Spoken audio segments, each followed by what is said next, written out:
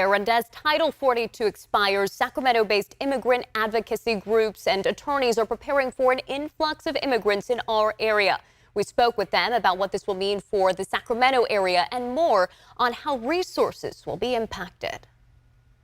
By now, you've probably heard of Title 42, a pandemic-era immigration policy ordered under the Trump administration, authorizing U.S. Customs and Border Protection to remove migrants trying to enter the U.S. at land borders. People who have been rejected over the last 2 years are now going to want to enter the U.S. finally and exert their rights for protection under U.S. asylum law.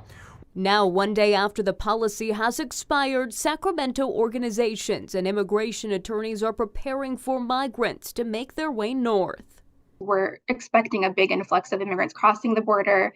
Mona Siddiqui with the Sacramento Valley Central California office of the Council on American Islamic Relations says the end of Title 42 is a step in the right direction. The nonprofit civil rights and advocacy group she works with provides immigration legal services.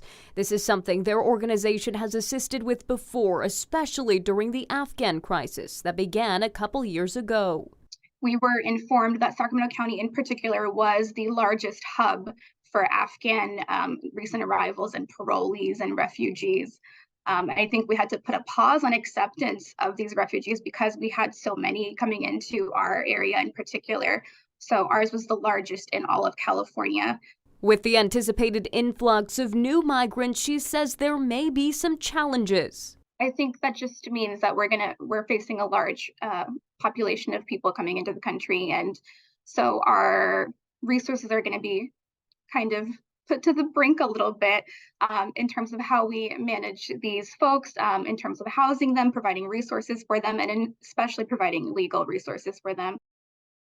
Sacramento volunteers are also preparing to help those who make their way to our region. The Sacramento Food Bank and Family Services says they plan to offer food and free legal assistance to migrants seeking a path to citizenship.